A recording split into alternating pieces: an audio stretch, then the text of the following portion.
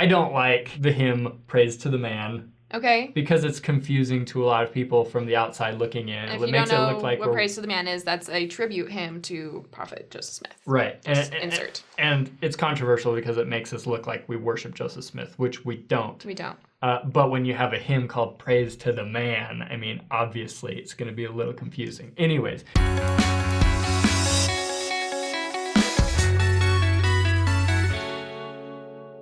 Hey guys, welcome back to Saints Unscripted. It's me and Sam today. What's up, everyone? And it's going to be an interesting episode because we're going to discuss a very common question or sometimes accusation against or about Latter-day Saints, and it's, are Latter-day Saint kids or people, members, brainwashed? Hello, Derek. Hello. Yeah. Okay. I've definitely heard this before. And in fact, I served my mission in Oklahoma City, and I heard it all the time. People are like, you are super brainwashed. Like, don't talk to me. I'm like, oh, I'm nice. I'm sorry that you feel that way.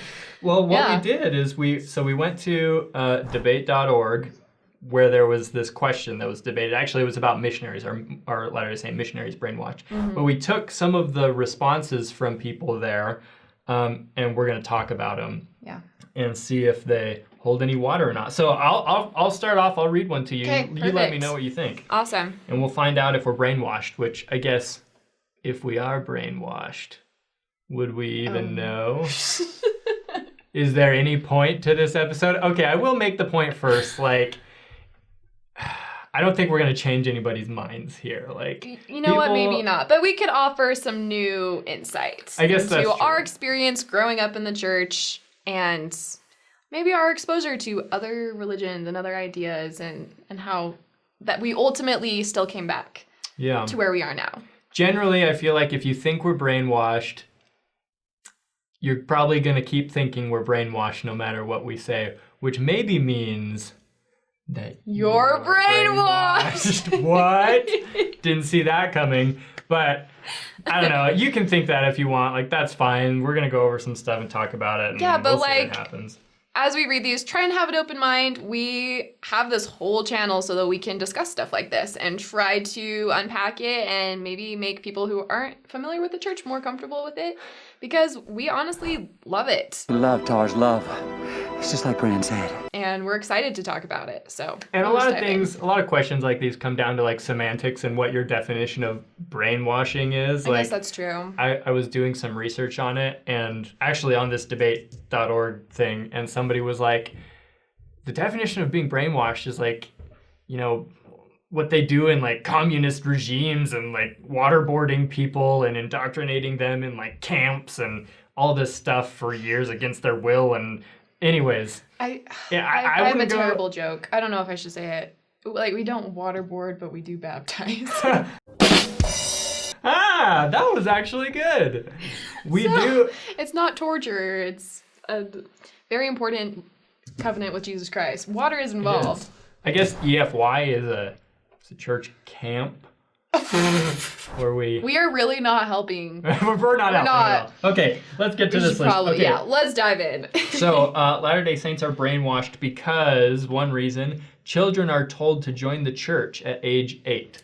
That is 100% true. We do join the church at age 8. If you grew up in the church, that is what's called the age of accountability, where at that point, your 8-year-olds, your 9-year-olds, they're starting to understand right from wrong, and they can start to make decisions and have consciences. And so that's when it's important to start to establish a covenant with Jesus Christ where you feel accountability and you want to like actually be better from mistakes. And I think that age 8 is an appropriate time to start teaching kids to like be good and to say sorry and things like that. I don't know if you knew this, but in some faiths, they don't even wait till they're 8. They baptize them against their will right when they're born.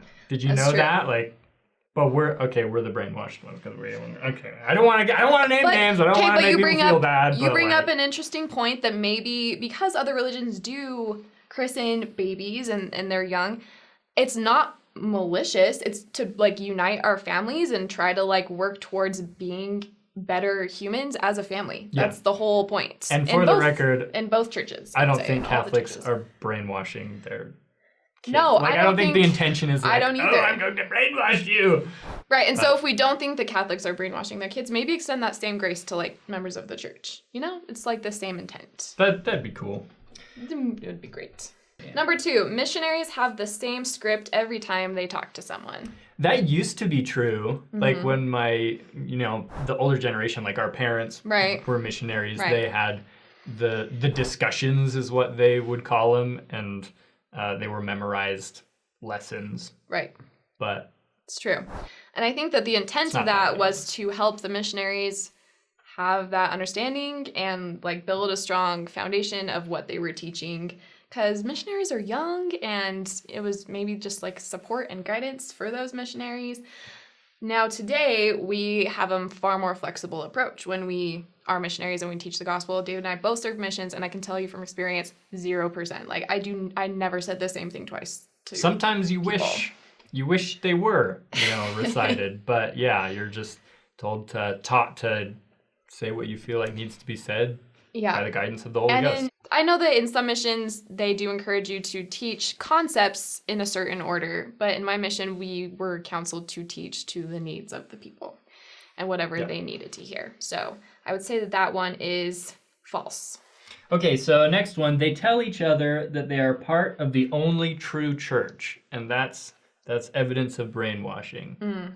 Okay, this might come from the fact that we have testimony meetings. For those of you that don't know, once a month, members of the church can go up to the pulpit and they just talk about their faith and their conviction. And oftentimes people will say, I know that this is the only true church on the earth, and that's why I believe it. And so kids are raised hearing that line and also saying that line when they start to like go up to the pulpit. I think just because they're mimicking what they hear like adults say. I know the church is true. I know the church is true. No. No. I would say that that's probably something that shouldn't. I don't know. I have a bit of a problem. You know what? I agree. That. I totally agree. And why? I'm just curious why you think that. I just think that I have opinions on this, right? Let's hear them. You don't want a kid to say something just because they've heard their parents say it and they're just repeating something, right? And it's true that in testimony meeting, it's been discouraged. Like, I don't know if it's from the first presidency. It's been discouraged from leadership, though, to have kids, go up and just give that recited verbatim testimony that they've heard a million times, which I appreciate. And I think that there is a culture where we feel like maybe we don't know what we want to say, but we feel like if we go up there, we have to like speak, and I think people are just nervous about public speaking, and so they just kind of like copy what everyone else is doing, and it's just kind of one of the phrases. We do think that our church is true. Absolutely. We love that. There's no reason we wouldn't be a part of it if we didn't think it was true, but we do not think that we have a monopoly on truth and goodness. We think that there are so many other churches and so many other people that have correct principles in their lives that we can learn from. Well said. And if we're going to get mad at people for saying their church is true, like, let's share the love there, because doesn't like every church think they're the true church? Anyways, maybe we just harp on it a little bit more. Yeah. Number 4, they claim that nothing is the church's fault. It's always the fault of the member. Have you guys seen this channel before? I don't know. I feel like we get actually quite critical of, the church sometimes. And I've definitely, on my Faith and Beliefs videos, talked about lots of things that I think the church has gotten wrong. And guess what? President Nelson isn't going to come down here with a, baseball bat and knock me over the head because of it. It's just sometimes we get things wrong, and it's although okay that to would talk be about entertaining. That would be entertaining. Yeah. Okay, so this is a good one. They base their beliefs off of feeling and not off of fact. That's one reason why we're brainwashed. What do you think?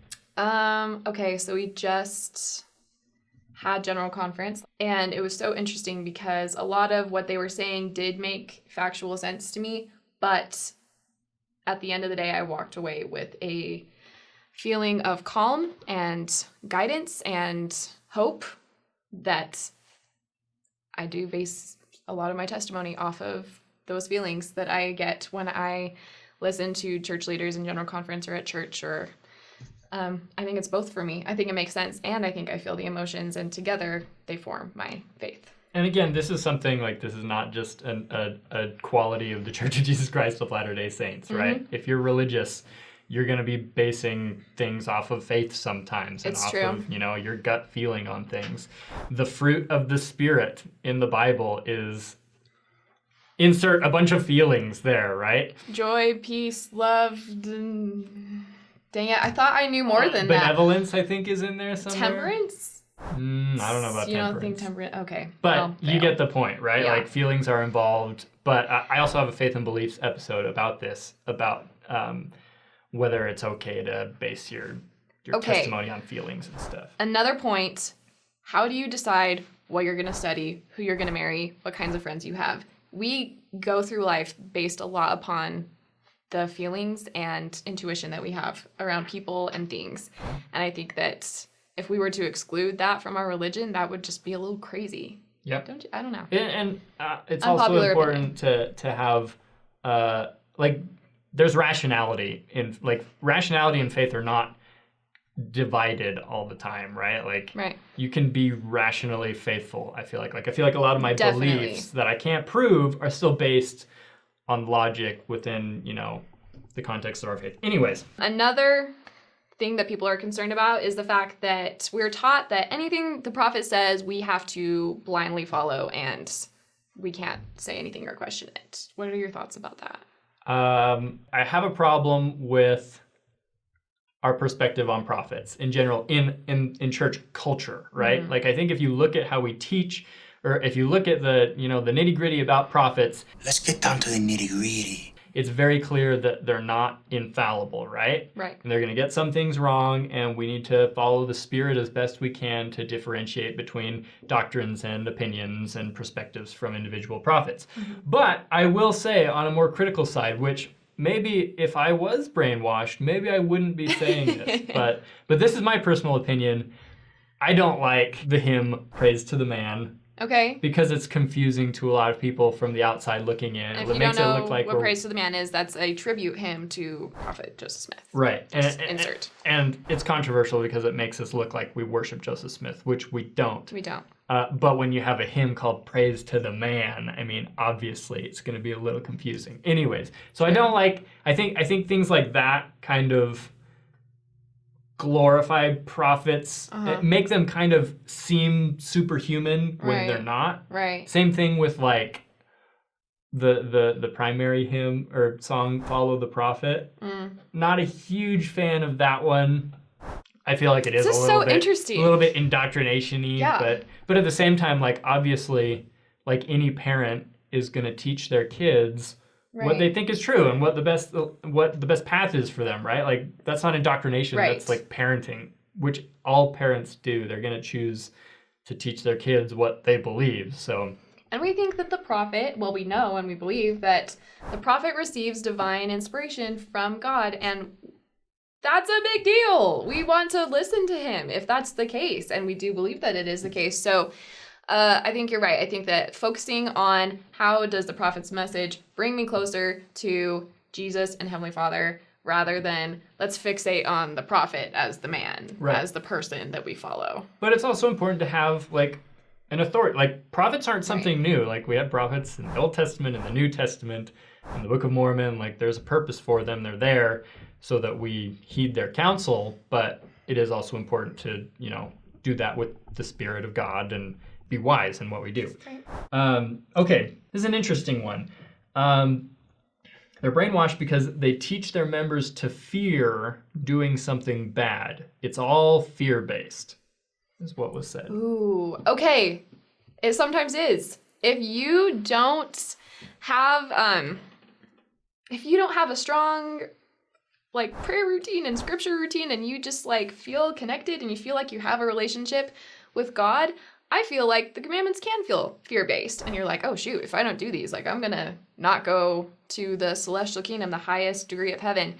The moment that you actually cultivate a personal relationship with God and strive to start doing the daily motions for him out of love, everything shifts. So I think that people who have a casual, faithful relationship and only like just try to keep the commandments to like, I don't know, not disappoint their parents or because they have to go to heaven, that's fear-based. But the higher way to do it is to do it out of love for Jesus. Does that make any sense what I'm saying? I feel like I was like, well, okay, so here's a question for you. So understanding Latter-day Saint doctrine, what are you, like, what is the ultimate fear in, like, the eternal perspective? What is the most scary thing?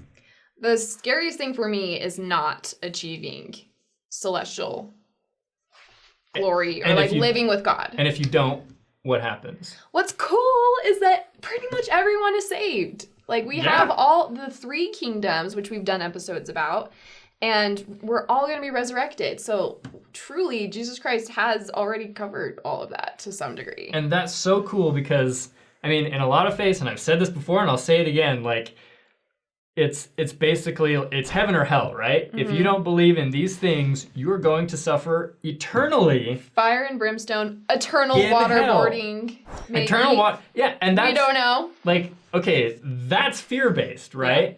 All that Latter-day Saints can say is, you're also going to heaven where you can be happy and be taught by Christ or the Holy Ghost, right? So like... That's such a good perspective. I love that. Well, and what it does though is when you have that perspective, like the things you do, like when you keep commandments, kind of what you said, you're doing those things because you want to be more like Christ. Whereas in some other situations, maybe you're just keeping the commandments because you're afraid of going to hell. To avoid damnation. Right. So are you doing the things you want? Are you keeping the commandments to be more like Christ or to avoid, hell? Yeah. And we kind of just eliminate that option in our faith, which is so cool. So when it comes to like being fear-based, like we're like the least fear-based. You're the most out there. Yeah. That's really cool. Please go and check out other videos about that if you want to learn more about what David was just saying there, because it's a deep dive, but you should do it. Cool. All right. So the question again, are we brainwashed? Yes. Or are we not? No, I don't know. You can decide for yourself. We were raised in it. This is what we were taught. But ultimately, you go into the world. Life is hard. Life throws you curveballs. People try to break down your faith, and you listen and learn. And then ultimately, I decided for myself that this is where I want to be. Here's my philosophy. And feel free to follow it if you want to. If you don't, then that's fine. But I think that it's safe to assume with everyone you meet that they're doing the best they can to make the best decisions that they can in their life. Right. If you meet a Latter-day Saint and you're like, your religion is dumb, instead maybe assume that they're doing the best that they can and that they're doing what they think is smart. And hopefully they assume that same thing of you, whether you're atheist or Catholic or Scientologist or whatever, right? I think that's an important perspective to have. Are we brainwashed? You decide. You decide. Let us know in the comments what you think. And we'll see you in the next indoctrination camp. Sounds good.